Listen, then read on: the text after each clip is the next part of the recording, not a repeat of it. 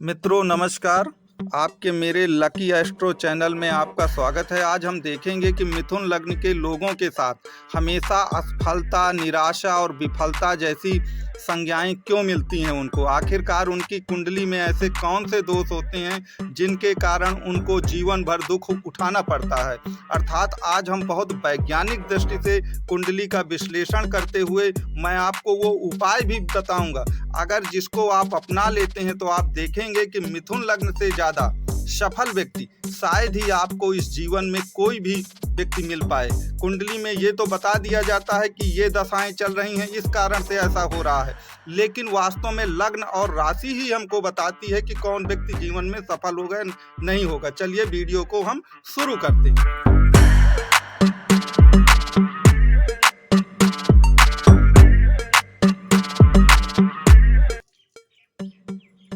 मित्रों, मिथुन लग्न के लोगों की एक सबसे बड़ी कमी होती है कि एक ही समय पर वो अनेक कार्य करते हैं। आप इस चित्र में भी देख रहे होंगे कि आपको दो दो दिमाग या दो दो स्त्रियां दिख रही हैं, अर्थात इनका दिमाग कभी स्थिर नहीं होता और यह एक ही साथ कई कार्य करना चाहते हैं। आप मिथुन लग्न के चार्ट में भी अगर देखें तो मिथुन लग्न का स्वामी कौन होता है। आप 3 नंबर जहाँ पे लिखा है आप देख रहे हैं कि बुध होता है, और 6 नंबर जहाँ पर लिखा है ये आपके मन का स्वामी है। तो मन का स्वामी कौन होता है? भावेश इसका चंद्रमा होता है, और चंद्रमा बुध का मित्र नहीं होता है। और कुंडली में बुध को एक प्रकार से राजकुंवर या बालक कहा जाता है, जिसमें उतनी शुरू में बुद्धि नहीं होती।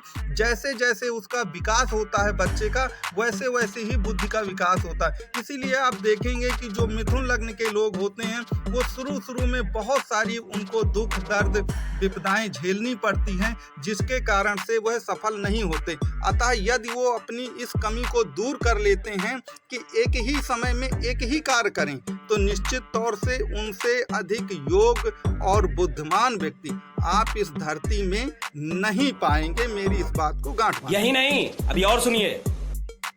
अतः मिथुन लग्न के लोगों के लिए यह आवश्यक है कि वह अपनी चंद्रमा को मजबूत करें और मन को एकाग्र करके एक ही विषय पर अपना पूरा। इसके अलावा मिथुन लग्न की जो दूसरी सबसे बड़ी कमी होती है, वो अगर आप इस डायग्राम में देखें तो जहां पर 2 नंबर लिखा है वो लग्न से 12वां स्थान है, और इस स्थान का स्वामी शुक्र होता है। और कुंडली में इस स्थान को शय्या सुख कहा गया है संस्कृत में। तो अगर ये शय्या सुख है तो ये भोग विलास का भी आपका एक घर है। तो इस प्रकार से मिथुन लग्न के लोग बहुत अधिक कामुक प्रवृत्ति के होते हैं। और यदि धोखे से भी यहाँ पर मंगल की दृष्टि पड़ गई, तो मंगल क्या है? मंगल अग्नि है। तो कामुकता की अग्नि बहुत ज़्यादा प्रज्वलित होती है, जिससे ये व्यक्ति अपने कार्य पर कंसंट्रेट बिल्कुल नहीं कर पाते हैं और गलत आदतों में फंस जाते हैं। तो मिथुन लग्न के लोगों को यही सलाह है कि वो भोग विलास और कामुकता से जितना दूर रहेंगे अपने कैरियर निर्माण की उम्र में, तो निश्चित तौर पर उनको सफलता 100% मिल करके रहेगी। रहा नहीं जाता, तड़प ही ऐसी है ना। नहीं, जैसा आपकी मिथुन लग्न के डायग्राम में देख ही चुके थे कि 12वें भाव का स्वामी आपका शुक्र होता है और वो शय्या सुख का स्थान है। लेकिन आपको याद रखना चाहिए कि 12वां घर आपका कोर्ट कचहरी और जेल का भी स्थान होता है। तो यदि मान लीजिए शुक्र के स्थान पर कभी राहु बैठे हुए हैं 12वें स्थान में, या मंगल बैठे हुए हैं, या केतु की दृष्टि जा रही है, या शनि बैठे हुए हैं, तो निश्चित तौर पर आपकी कामुकता की जो अग्नि है वह आपको मुसीबतों में डाल सकती है और आपका सारा कैरियर समाप्त हो सकता है आपके शुरुआती जवानी के दिनों में। इसलिए मिथुन लग्न वालों से यही अपील है कि वह अपनी इस काम वासना को निश्चित तौर पर अपने काबू में रखें।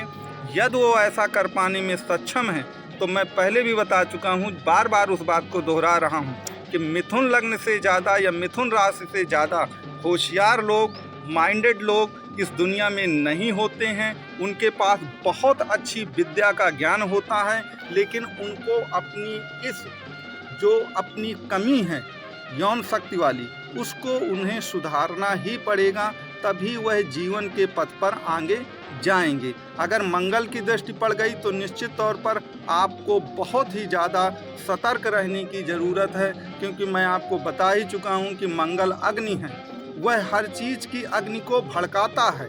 अगर 12वां घर कामुकता का है तो निश्चित तौर पर वो कामुकता की अग्नि को भड़का देगा। इसलिए आपको इस आदत को छोड़ना होगा, सफलता आपके कदम चूमेगी। मिथुन लग्न के लोगों पर या राशि के लोगों पर जो तीसरी सबसे बड़ी कमी होती है वो है इनका अत्यधिक इमोशनल होना। और इमोशनल होने का कारण क्या है, वो कुंडली में आप देखेंगे कि जहाँ पर मिथुन लग्न लिखा हुआ है तो 3 और 6 दोनों केंद्रों का स्वामी बुध होता है। तो एक तो उसको केंद्राधिपति दोष लगता है, जिसके कारण से ये ज़रूरत से ज़्यादा इमोशनल होते हैं। दूसरा एक जो सबसे बड़ा कारण होता है कि आप जैसा मिथुन लग्न की कुंडली में चित्र देखते हैं कि 2 स्त्रियों के चिन्ह हैं, जो कि एक प्रकार से इमोशनल होने का ही प्रतीक है।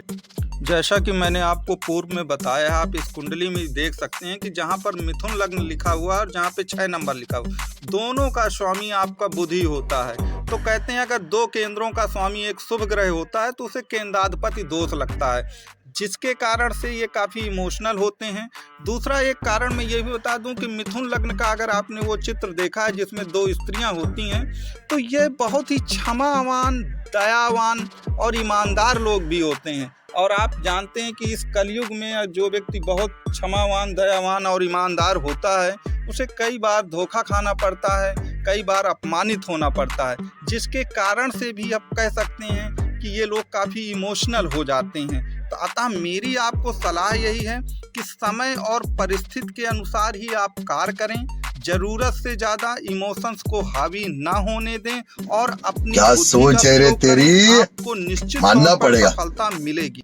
इस प्रकार मित्रों, मैंने बहुत ही व्यवहारिक ढंग से, वैज्ञानिक रूप से कुंडली की मदद से, मिथुन लग्न की कुंडली की मदद से आपको ये समझाने की कोशिश की है कि वास्तव में वर्तमान परिस्थितियों में या वर्तमान समय में कैसे आप सफलता पा सकते हैं। आप में मुख्य रूप से जो 3 कमियां हैं, चाहे वह अत्यधिक कामुकता हो, एक ही समय पर अनेक कार्य करने की प्रवृत्ति हो, या अत्यधिक ज़रूरत से ज़्यादा इमोशनल होना हो, अगर आप इन पर काबू पा जाएंगे तो निश्चित तौर पर सफलता आपके कदम चूमेगी।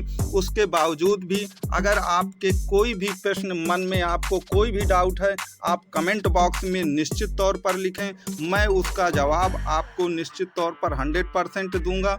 अगर आपको वीडियो अच्छा लगा हो तो इसे लाइक एवं सब्सक्राइब और शेयर करना जरूर करें।